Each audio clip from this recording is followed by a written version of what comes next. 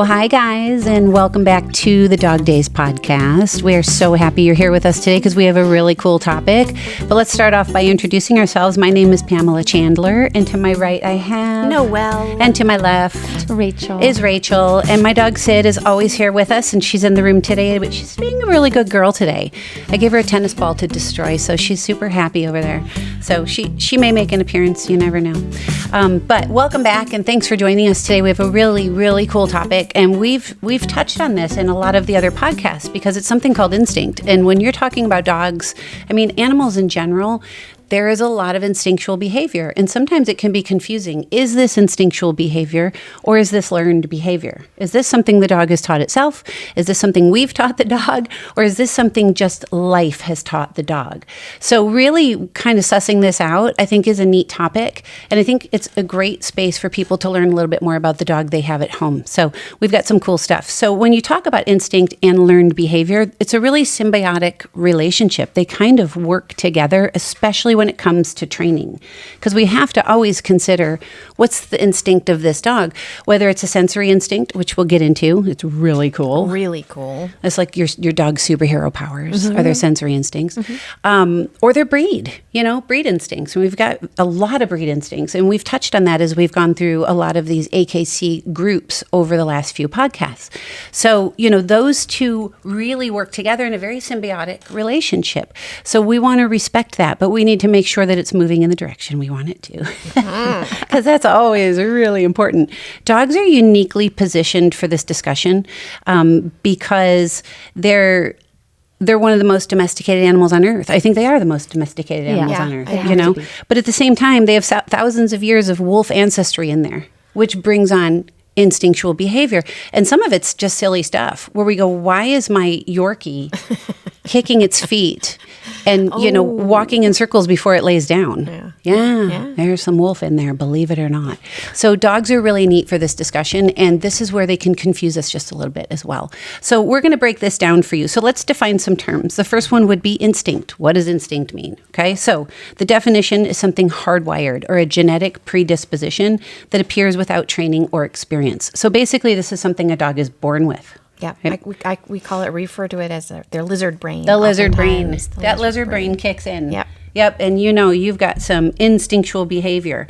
And this is consistent across the species. Like, this just is what it is, right? And it will mean the same thing behaviorally across the species. Right? Absolutely. Now, learned behavior, pretty simple one, right? Responses are shaped by experience, environment, reinforcement, social interaction, otherwise known as training. Whether you train your dog or they train themselves or the world around them trains them, a learned behavior is something very different. Now, again, like I said earlier, these two can look very similar, and sometimes it can be a big question mark.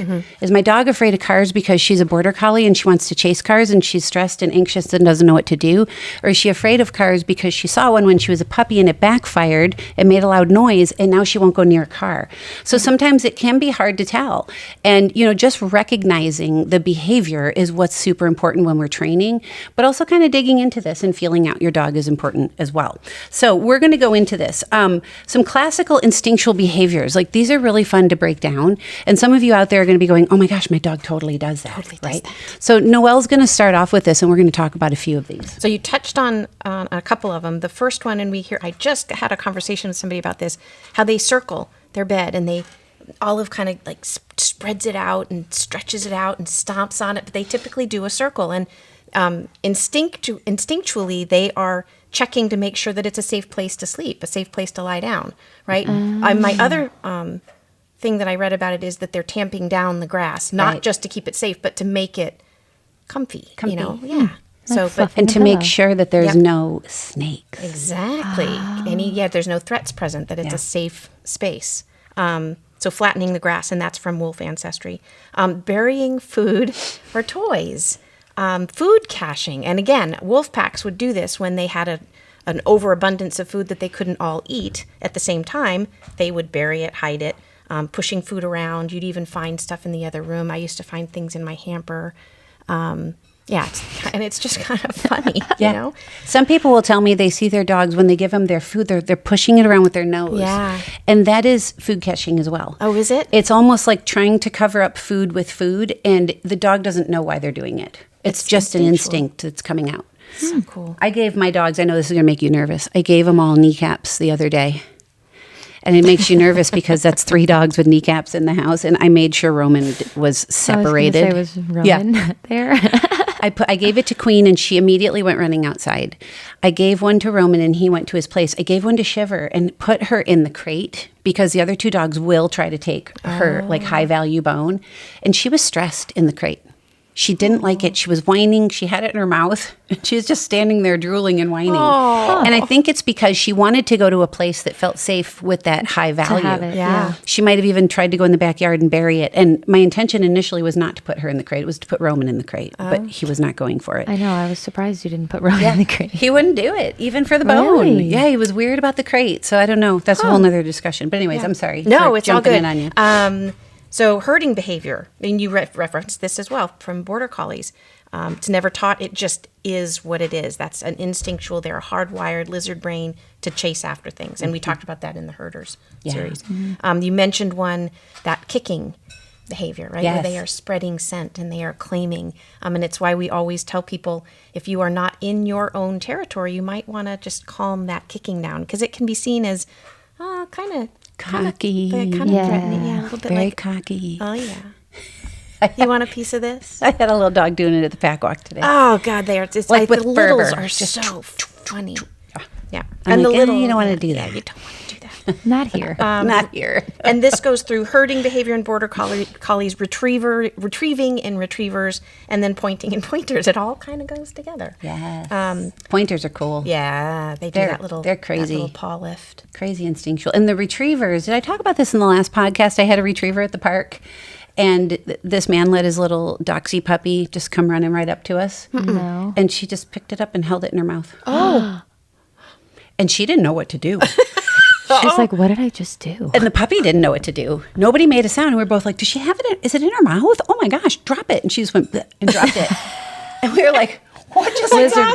brain. Yeah. Literally. Right? She just picked it up, right? Like she would a bird, right? Yeah, but soft mouth. But soft. She didn't Yeah. hurt him. 'Cause they don't want to That's smush awesome. I it. picked him up because the owner didn't see it. I was like, oh my gosh, is she okay? And she was fine. Puppy was Wow. fine. Yeah. So they have that soft, Soft mouth mouth. instinct when they retrieve. Because they don't want to damage the bird. Totally. Newborn puppy rooting toward its mom and nursing immediately. That's total instinct that they know to do that.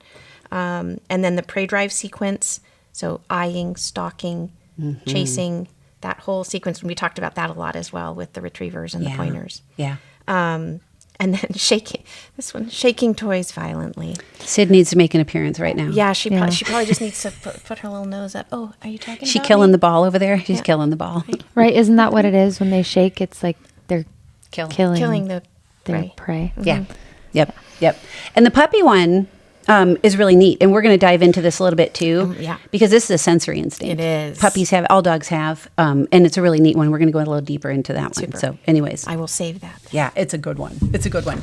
So when we're talking about, these instinctual behaviors, we have to also talk about the flip side of the coin, which are learned behaviors, which might seem a little more obvious. And I'm going to have Rachel talk about this. We're going to start with the obvious, but then we'll talk about a few things that aren't as obvious that happen. And you go, what just happened? Okay, these are learned behaviors. Go ahead, Rachel. I'll let you talk about. Yep. So these are things that you're teaching them, whether intentional, unintentionally. Something is happening where it's clicking in their brain that this happens. So one of the biggest ones that everyone will know is sit, stay, heel. You are doing something to teach your dog that this is the correct thing to do. So sit, they get a treat. You're rewarding it. So now they know, okay, I sit, I get a treat. You're teaching them that.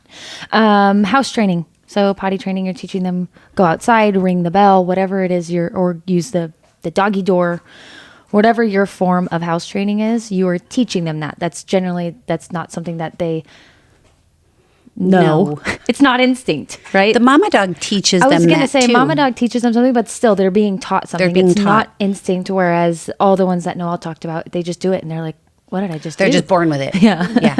A fine line there, which we use in potty training, is if there's an accident, you put the food bowl where their accident was, right? And that's playing on an instinct where they don't like to potty where they eat. Yep. So Yeah. kind of that. That one could really kind of straddle both I was sides. Yeah, gonna that's go what I both, 'cause mean. Doesn't Yeah. Mama Dog teach them? Yeah. Not to potty. And that's Keep your something area they're clean. learning. So Yeah. it's a consequence almost. Yeah, Right? exactly. If I go potty there, oh, yeah, I don't want to do that because I peed there yesterday. Yeah. Right? Yeah. So it could be both. Well, honestly. and I'm thinking we're using those instincts to help train them to do something that's a little more acceptable for And us. that's a great example of the symbiotic, like Yeah. that relationship. Yeah. Yeah. You know, if two Exactly. things working together, instinct and Super. learning. I like it. See, we're learning too. Exactly. Another one of a learned behavior is a fear response to specific triggers. So we talked earlier, if there's a puppy and they're, 4 or 5 months old and a car backfires, that's something that they learn to be scared of because it just completely threw them off. And now every time they see a car, they're like, one time it backfired, so I have no idea if you're going to backfire. Now I'm terrified. Right. Coda does it every time. He heard one loud garbage truck when he was a puppy, and now he sees a car and he just drops to the ground and waits for it to pass because he thinks a loud noise is going to happen. So again, another learned behavior. Social skills with other dogs. So this is partially learning through like puppy play, but they learn how to interact with other dogs. A dog is going to tell them, nope, that's not how we play. Or they're going to engage with another dog and be like, oh, okay, this is the correct way to do it because they're wanting to play with me. So This one always That's it. surprises me because you'd think they have some instinct on how to be with their own species. But I guess it's because we pull them away at such a young age, really you know? And that's That where makes puppy sense. socialization becomes so important. I mean, they're born into litters, but I guess humans are the same way, right? I mean, we're even living with each other and we don't always know how to engage unless we get, positive social Oh my interactions. God. I feel like this is another one similar to the potty and the eat. Like there's symbiotic Definitely. relationship there, right? Because when you do throw a bunch of puppies in the yard, there are certain languages that they have, the play bow, the sniffing, all of that stuff that is hardwired for them. Right. Yeah, but learning how to physically interact with the other dogs is Yeah. what they're learning. Yeah, Right. Is I feel like it's kind like you said, it's just it kind of They're reading their body language meshes and their together. cues. And, Yep. and you get breed stuff in that too. You get some come in the yard that are nervous and you get some come in the yard that are not nervous at They're all. very- And they're very crazy, confident, Very happy, confident. playful dogs. And that too, just like humans, could be individual personalities. Sure. Yep. So we're just breaking this down, but of course there's a lot of factors in these specific examples A lot that we're of blurry giving. lines. Yeah. Yep. And then the last one is, one example of it is dogs learning our routine. So every time I pick up the keys, I walk out the front door and I leave. So now every time I pick up the keys, my dog's like, Oh my God. where are you going? Am I going with you? Keena? Oh my gosh, it's really annoying. I go to get up and he's like, where are we going? We're going somewhere. I'm like, no, I'm just going to the bathroom. The bathroom. But the keys are a big one. Garage door can be another big one. But again, it's something that they have just learned. We didn't intentionally teach them every time I pick up my keys, Right. I'm going to leave. It's just something that they picked up on throughout their life. And they're like, nope, every time you did. And it's crazy to think that they just catch on to little nuances like that. And it sticks. It will Sticks. stick probably forever. Yes, it does. I mean, I pulled into the driveway today and was backing in and was on the phone with one of my girlfriends. In my rear view, I could see 3 little faces in the window. It's the best thing to drive up know. to. It's They're so just cute. like, you're here. And I can never get a picture because as soon as I step out of my truck, they run to the door. So I can't get a picture of them in the window, but I can see them. They know when I'm coming home. I mean, maybe they hear me, but I don't think so. I think they just know my routines. They know what I'm doing.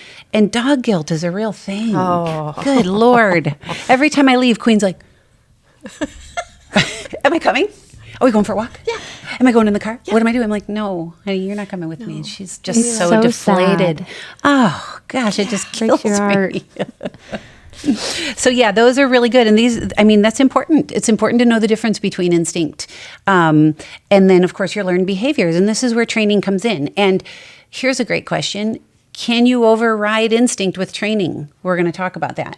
And there was a study done on this. It's really cool. It's a really cool thing they did with raccoons. So we're going to come back to that. Sometimes you can. If you have a really sensitive dog you bring home that's brand new to you or a puppy and you recognize this dog's a little nervous or a little fearful, be very cautious of their environment and watch how they're responding to it. Because like Rachel said, it sticks really fast, especially with young dogs. So instinct as it relates to breed and sensory systems is another really cool topic to break down, right? Breed we've done a little bit of, and we've got some cool stories on dogs that are very instinctual based upon their breed, and they're just born this way and they know what to do. Sensory is a whole nother story. So we're going to talk about some of these sensories, and a few of you are going to have some aha moments when we talk about sensory instinct. So as far as breed goes, you've been working with a border collie. He's a border collie mix who's really interesting, Moon, right? Yep. And they've got some stuff going on in the house with the cat. Tell them Yeah. the story. Moon and what's her Remy. name? Remy. Remy, yes. So Moon he's actually I think they did DNA. He's a Great Pyrenees German Shepherd. And then Remy is like a shepherd hound, a little cattle dog mix in there. She's a bunch of different things. Moon is a little more, narrowed down. But they have cats at home. And they just recently got Remy maybe a month ago. So she's still very new. They have their gates up. Moon has been there since he was a baby. He's learned to respect the gates, respect the cats. Never really wanted to chase them, more, hey, let's play. But that's just Moon. That's his personality. And then they got Remy. And from the get-go, Remy has been very locked on to the cats. And they were like, I don't know if this is instinct, that instinct kicking in, prey, I want to chase, or if it's more like curiosity. So they have the gates up, and I think it was last week, Mom popped out to the garage really quickly, and she was out there for maybe a few minutes and came back in, and the dogs had cleared the gates over to where the cat's kind of safety is. They have a little gated off area where they can retreat if they feel overwhelmed or uncomfortable, which is great. They had cleared the gates, and Mom walked in, and it was interesting because the way she explained it, Moon's head was laying kind of on top of the cat. So cat's here, Moon's kind of laying on top, and then Remy had the cat by the hind leg and was pulling on its hind leg. Oh my! But couldn't get the cat because Moon was laying on it. But couldn't get it, and it just honestly it gave me chills when I read it because one. Moon is the sweetest dog in the whole wide world, and it just goes to show he did not put his mouth on this cat. The way she explained it, I saw it as he was protecting this cat. He's like, no, we can't hurt this cat. So he's holding the cat down. Because if Remy would have pulled the cat away, it might have been all over. So, and Remy was pulling. So it's just, it's so crazy because your Great Pyrenees, they're bred to protect what is theirs. Yes. So they're Small chickens. animals. They're small animals. They're right. chickens. They're, all the small sheep, all that fun stuff. They are bred to protect it, and he's never had to protect anything in his whole life, but he instinctually protected the cat because he loves this cat and he's grown up with the cat and it's part of his pack. Yeah. And that is important too. Two things that I want. Moon is a giant. He's a huge dog. Huge. He's probably Huge dog. 120, 30 pounds. Gentle dog. Yeah. Most gentle dog I have come across. And he's lived with that cat for a very long time. It wasn't until Remy came on the scene that now suddenly there's an issue. No, you don't get to do harm to this cat. Right. Right? Yeah. Well, and if you think, So interesting. Remy had an instinctual reaction Yeah, too, would be my exactly. guess. Yeah. They probably, neither one of them probably remember jumping over that gate. My guess is the cat ran. There was movement, and Remy followed Yeah. instinctually, right? She's a shepherd. Yeah. And Moon just followed too. And he's like, where are we going? Where are we going? Oh no, you're hurting my cat. Wait a minute. And he laid. It's a good thing nothing happened between the dogs, because Pyrenees are known for killing coyote. Yeah. Yeah. They're known to kill. I have a client she has them killing coyote regularly in her yard. Yeah. She lives on a big property, and she's got chickens and other small They dogs. protect. They protect. Yep. I had another lady. I mean, the Pyrenees are cool. They're just so cool. They're just born with this. We have a neighbor who's getting 2 Pyrenees puppies because we have a ton of coyote out here. cool. That's and they're really just going to cool. know what to do. Yeah, they they're are. just going to know what to do. But the one lady I had, she had a huge chicken coop in her yard, and the Pyrenees was pacing. And she said, I feel like she knows what to do, but she seems a little stressed. Do you think it's because of the predators? And I said, I don't think so. Let's give her her own perch. So we got a raised mat and we put it in the corner by the fence and the chicken coop, and that was her spot, and she went and laid on it, and she was calm.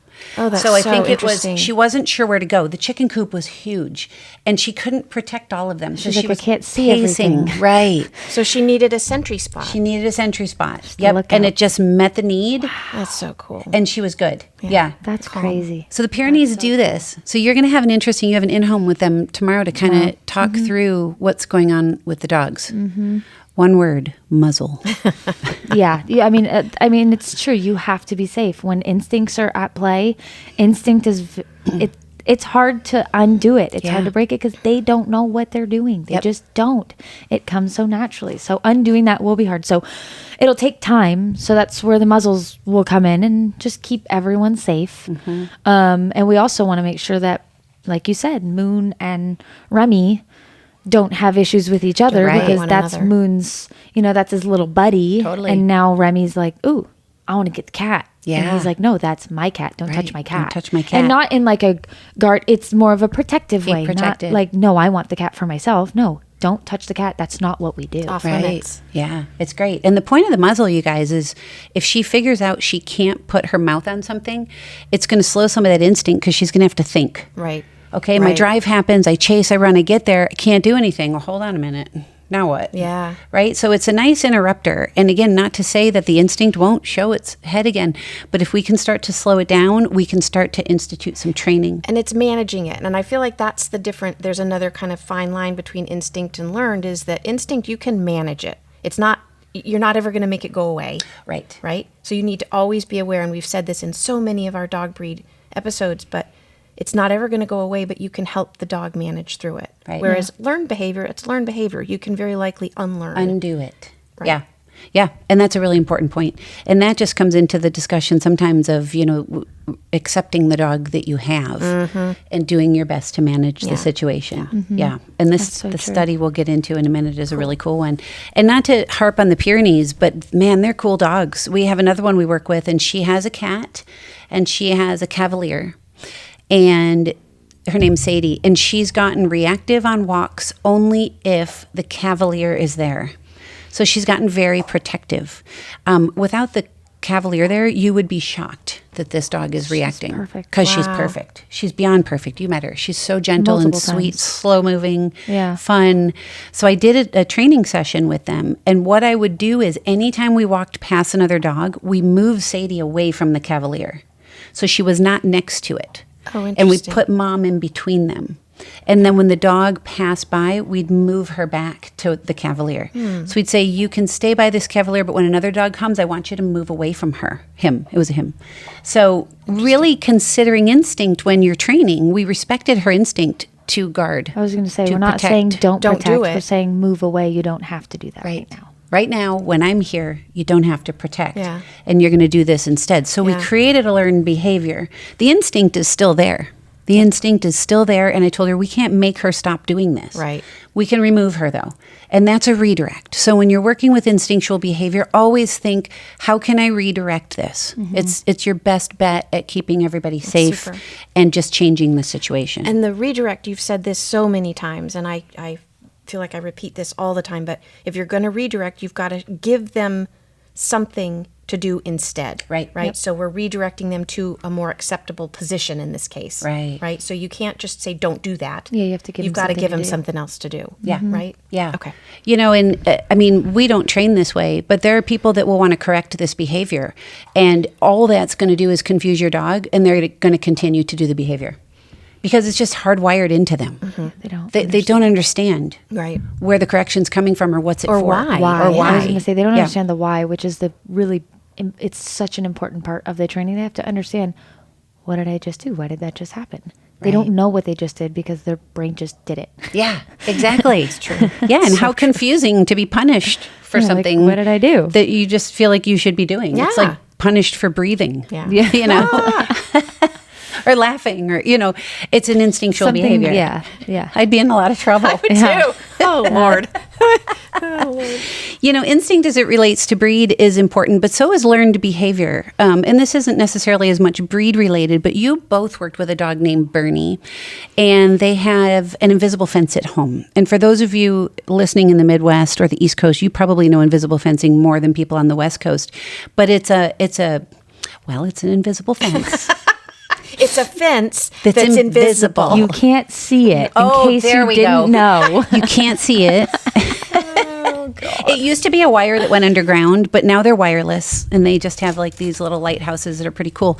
But the dog wears a collar, and if they get within like 2 feet of where that line is or that point of demarcation, the collar will beep.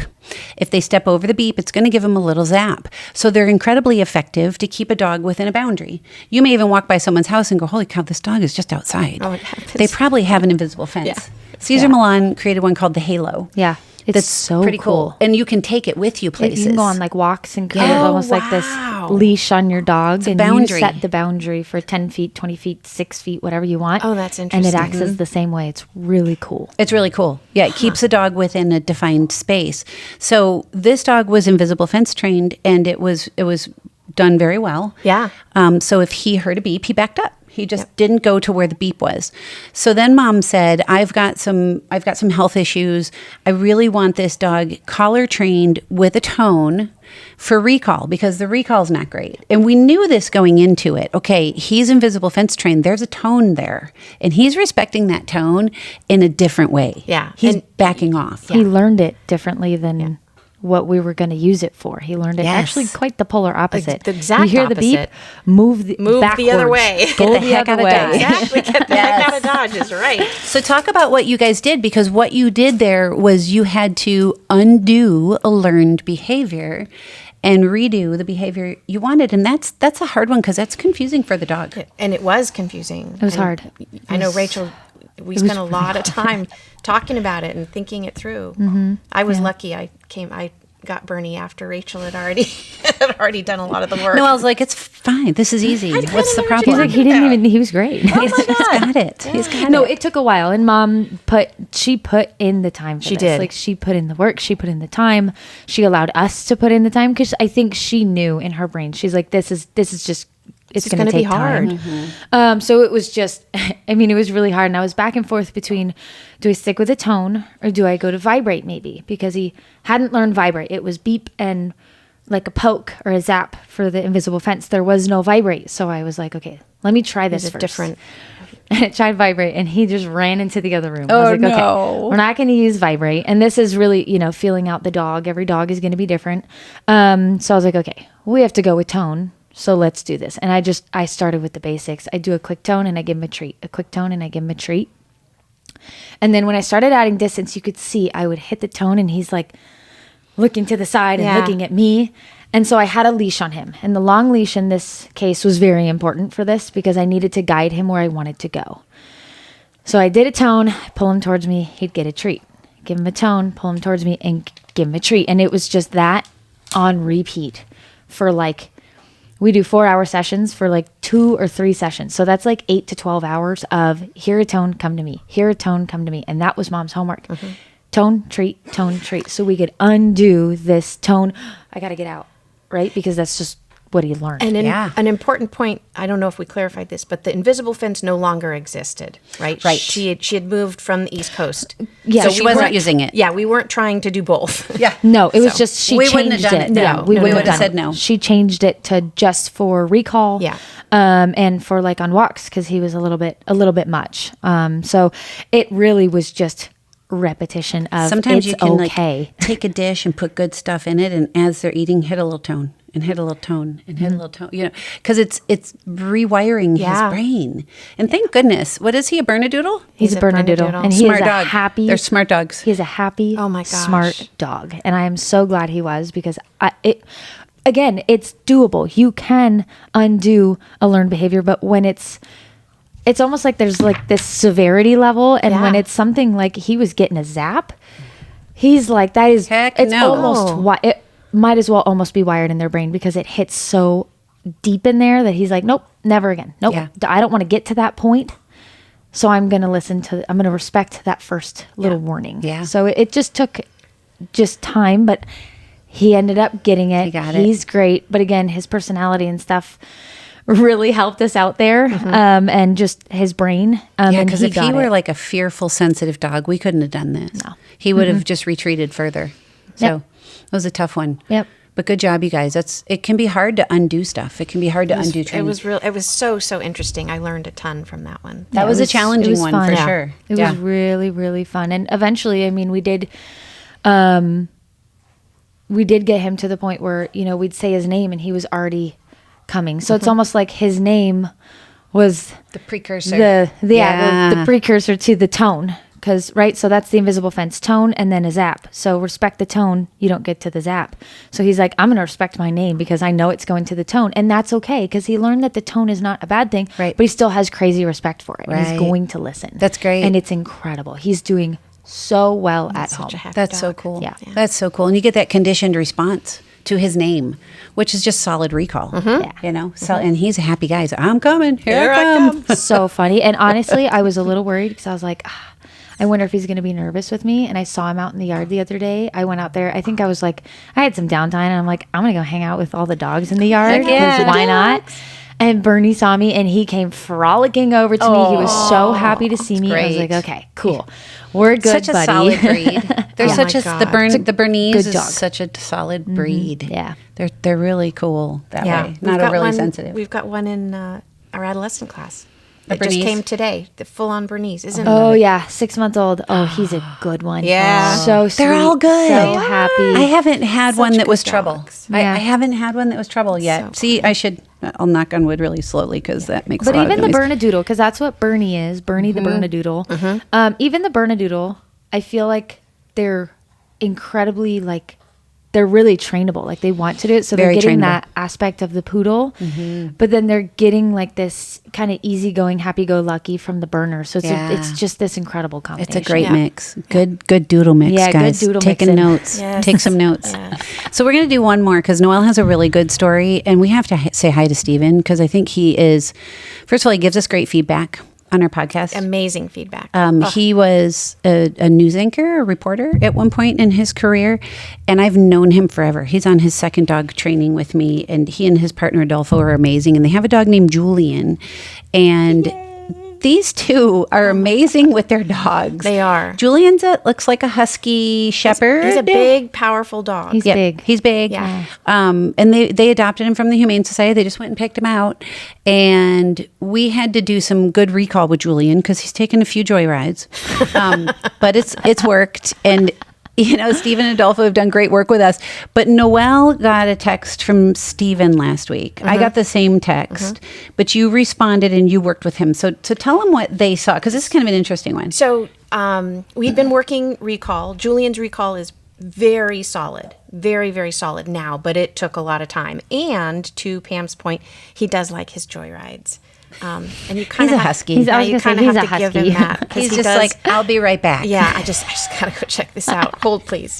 But we got a text from Stephen saying that they had taken Julian out to a coffee spot or something, and there was a pond in this area, and there was a turtle in the pond. Goodness. And I didn't read this. They don't even move fast. well, No, they're very what I slow. learned from Stephen is that the turtle jumped into the pond, so there was movement associated with it, right? Well, Julian was completely just Fixated. Locked on. fixated on this turtle, and then of course there's fish in the pond as well. Oh, so no. yeah, so it there's brought a it to lot his attention. going on, right? So, but they did have Julian on a leash, so no joy rides into the pond.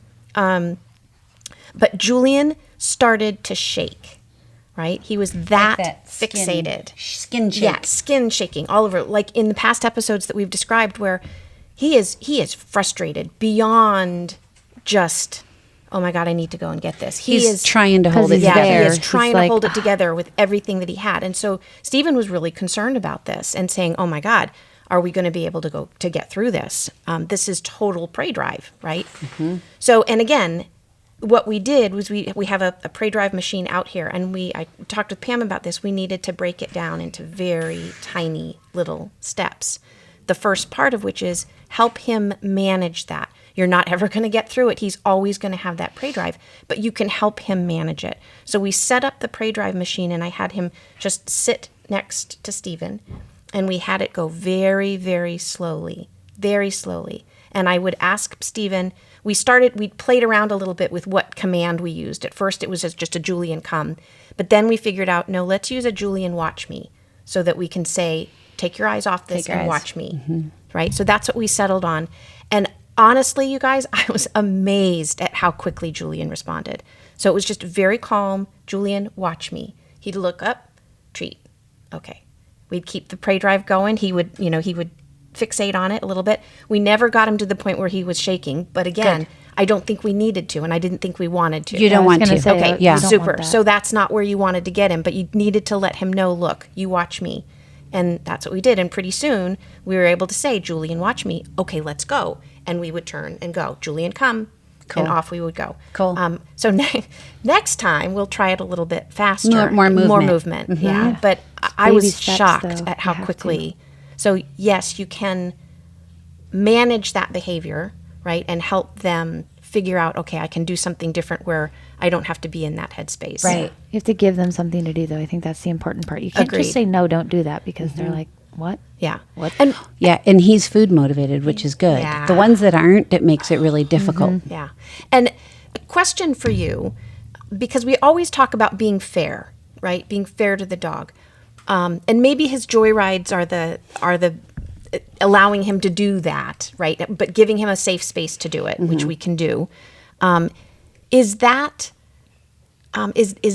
as far as we can go with being fair to an instinct, to honoring an instinct? And what else can we look at?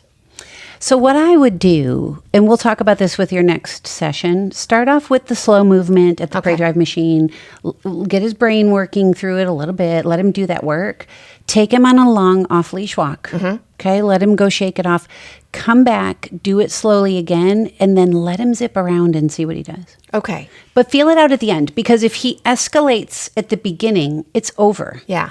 I've seen that out here. I've made that Yeah. mistake where I moved it too fast and a dog escalates, and man, they are just fixated. There's no we can't breaking get 'em that. off of You it. can't get them off of it.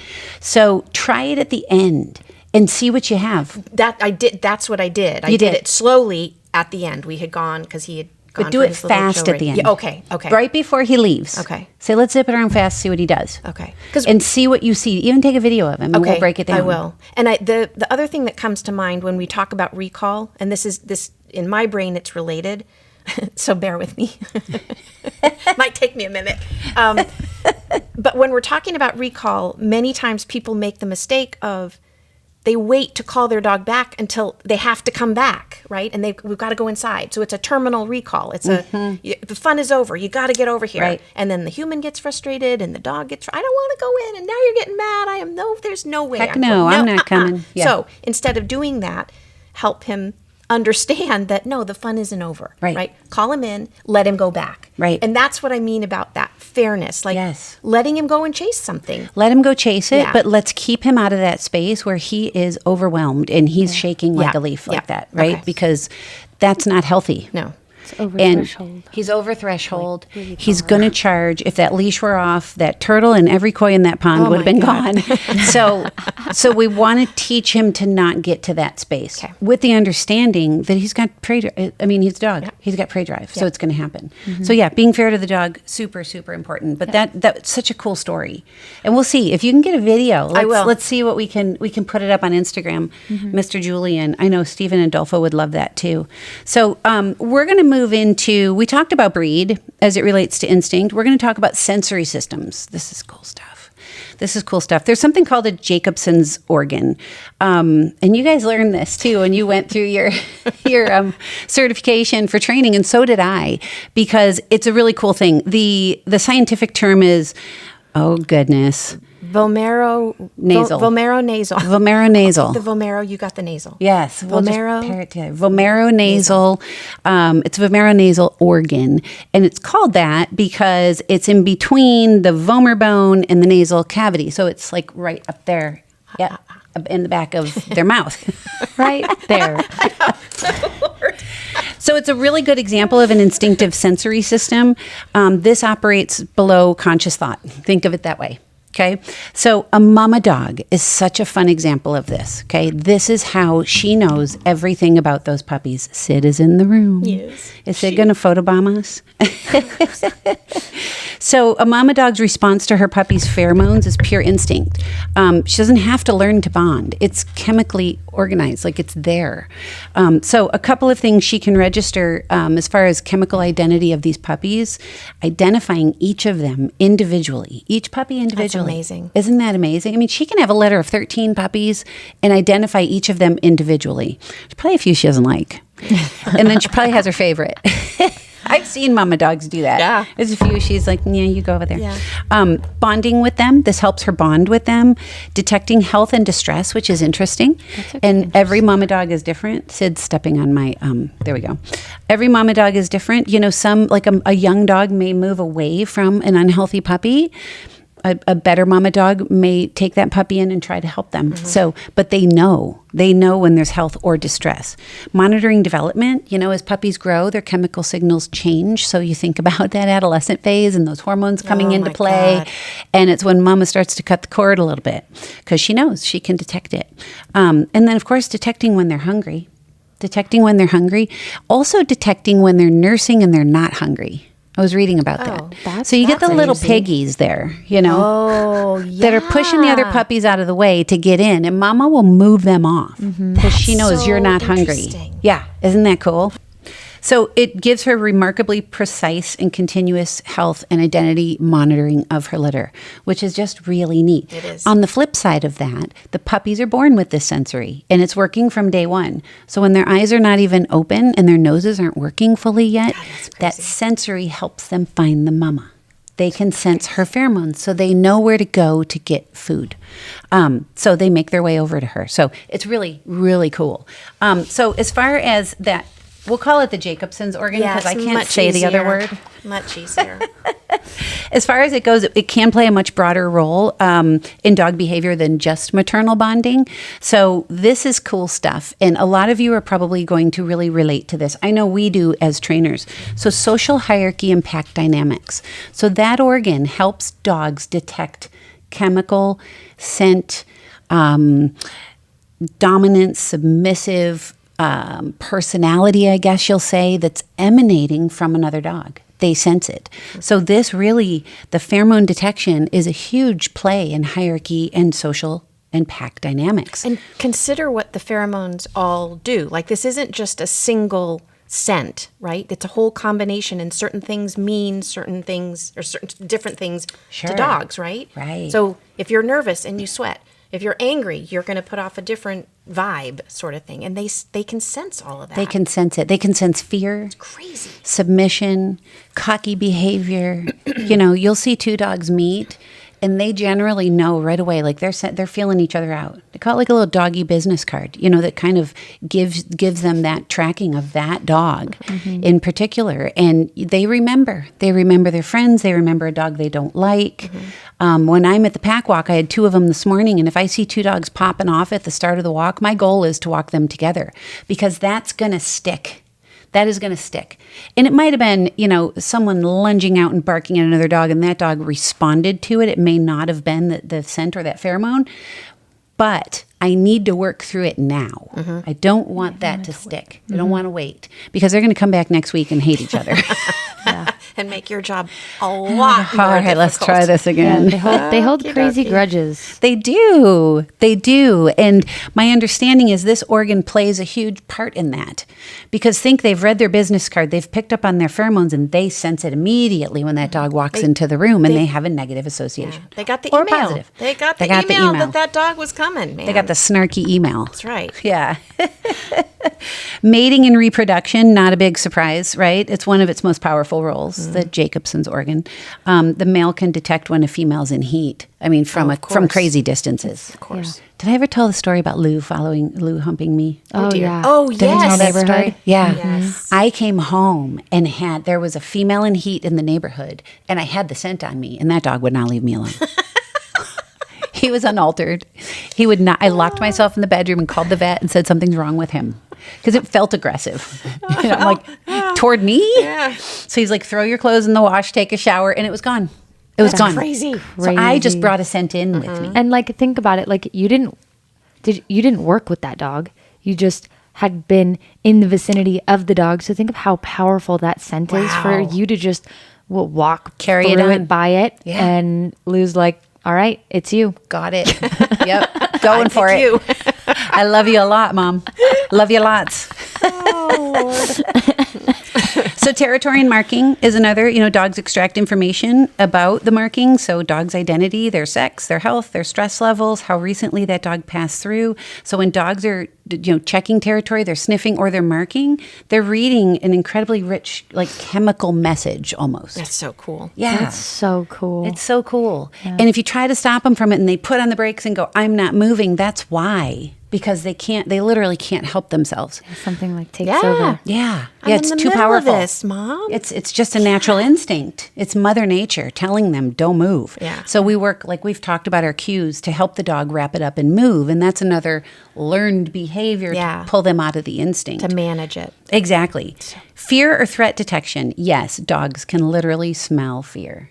So even if your Uncle Bob's coming over and he says he's not afraid and your dog's acting weird with Guess him, what? he's afraid. They're lying. They're lying. Yeah. They should call it the lie detector. Oh, They they should. The lie detector. They really should. Just depends on who it is. Yeah. Here's a cool one, recognizing individual humans. So your dog knows your chemical makeup. They know your scent.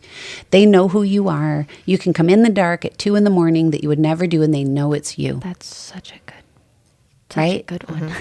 This is one we talk about with people a lot. Yeah. And we say, okay, use that and give it a verbal of some kind. Okay. So when you come home, say, hi, Sid, I'm home, or whatever it's going to be. And then when guests come over, you can have them use that same verbal. It is not a slam dunk. It is not a silver bullet, but it's a good practice to try to override that. That's instinct, guys. That's all instinctual behavior. And if you think about this, my friend is coming to stay with me. The first hour, the dog was weird. Then they warmed up to them. Then they went upstairs, went to bed. They came down the next morning, that business card's flaring at your dog. And what they're connecting with is the first scent that they got off that person. So it starts all over again. That's a big That's one. why it And happens. We hear that a lot that, she mellowed out. She was just fine. And then the very next day, it's like, she didn't even, never even happened. And Yeah. she went right back to the old behavior. Yeah, exactly. And that's why. Yep. Yeah. Yeah, and I mean, dogs, they can detect changes in their owner's health. Like there's a lot of research going on right now with dogs detecting cancer, seizures, of course. I've seen that. That's pretty wild. Because they're so bonded with that owner and they know when that chemical imbalance happens and something's different. It's And crazy. they will alert to it. So that organ is a really cool one. I remember learning about it with my certification. I was like, what? That's amazing. That's amazing. the That's so cool. superpower. So we're going to end off with this study that I thought was done that I thought was really cool. Can learned behavior or training override instinct? And we've brought that up a few times, right? You have to know that it's always there. There's always the chance of an instinctual behavior rising back to the surface. It just is what it is, okay? But there was an experiment that was done. It was called the Breland's raccoon experiment. They directly challenge the idea that learning can completely replace or override instinct. It's always present, waiting to reassert itself. So these two people that did this experiment, they worked for Skinner, who was the godfather of the operant condition model. And he felt pretty confident that learning or behavior could override instinct. Learned behavior could override instinct. And these were two of his students. And they went to prove his theory and ended up disproving it. Yeah. So it's called the Breland's experiment. Of course, those people, their name was Breland. So here's what they did. They attempted to train raccoons to pick up coins and deposit them into a metal box for food reward. Very straightforward operant conditioning model of training. Initially, the raccoons learned quickly. They were doing it no problem. They were picking up coins, dropping them in. It seemed to be working. But then something unexpected happened. The raccoons began rubbing the coins together and refusing to drop them in the box. The behavior got worse over time, not better. even with continued positive reinforcement. The raccoons were essentially washing the coins. I was going to say, were they washing them? They were washing the coins. This is what they do with their food before they Yeah. eat it. So the association of the coins became food in their brain, and the instinct kicked in to wash the coins. Yeah, they didn't know that they were doing it. They just did it because They their just did brain it. went, this gets me food. Food is associated, so I have to wash it. And they didn't get the food. Yeah. Isn't that crazy? Yeah. They couldn't get them to drop the coins. They Even would just wash them. training Because them what to they do were that. what they were trying to do is get rid of the instinct of washing, right? Yes. So they were trying to train that they wouldn't wash it before they dropped it. They didn't even realize that the instinct would come in, I guess. oh, that's so. Oh, they just wanted really them to drop cool. it. They just and wanted then them to this drop it. instinct came into play, and they Instinct couldn't came in. They Couldn't couldn't do not it. wash their Right. food. They couldn't do it. They started off doing it, and the instinct overrode. Well, because the more they, they hadn't- did it, they hadn't made the association that food. this is food. Right. It took them a minute to took make them a that minute association. for it to click And in their as brain. soon, and I assume as soon as they associated, okay, every time I put this here, I get food. I have to wash this because it's getting all food. connected. Food. Yeah. Food is connected. I have to wash it. Yeah. That's crazy. Isn't It that is crazy? crazy. And it got worse over time, not better. Like it just kept reinforcing. So that was Mother Nature and they kept doing it because they were trying to get the food. I mean, how confusing for the poor raccoons. No, right? they're like, "What is I'm this hungry thing?" and I Now want I'm to wash my hungry. food. Yeah, everything's washed and I got no food. What is What's up going with on here? that? So I don't know. I just thought that was kind of a cool That's a one. really cool one. But it's a good example of what they've learned about this. You know, there's been a lot of research, and we are just the lucky ones who get to talk to you about it and tell funny stories. So, so keep that in mind. You know, with the breeds of dogs that you're getting, and you know, with what you see in your dog, you see some instinctual behavior. All right, let's embrace it. Let's talk about redirecting it, but let's accept that it's there, and you have to always know that it's there. Okay. Help them manage. Help them manage it. Yeah. Yep. And this is different. This is different than socialization. This is different than learned behavior. We can undo learned behavior. I had 2 dogs that I've done 4 sessions with, and I had the funnest session with them yesterday. Because the first time they called was because the mom got a new dog, and her daughter lives on site with a pit bull who's lived there forever. And those 2 dogs wanted to kill each other. Oh, this was yesterday. Yeah, you saw them. I did. Pretty crazy, huh? Oh my God! And that was only the 3rd session. That was the 3rd session. Fourth session. yeah. Took 4 sessions. Okay. So they never fought. I said, until I get there, do not let them meet. Keep them away from each other. I came, and darn it, I wish I had a camera. But they wanted to kill each other. Like They were serious. They surprised me. They popped off so fast. So we did a lot of work. And yesterday we had them out here at the ranch, and we let them off leash. And they played, and they played, and they played. They didn't just hang out. No, they They were. played. So we went from one extreme to another. So we taught them how to socialize with each other. There was no instinct at play. Okay. Now, one of them's a shepherd. Let's say we had a tiny little miniature chihuahua and the shepherd's trying to chase that dog. That would be a different story, right? But we didn't have instinctual stuff going on. We had socialization that had gone off the rails. Yeah. And we had to reteach it. So consider that as you're talking to trainers and you're assessing your dog and you're assessing the situation and what's really going on here and what you may be punishing that you should be redirecting. Good point. And I think another good point, you said it when you talked to them on the phone, keep them separate. Do not let them fight, because if they fight, it's all over.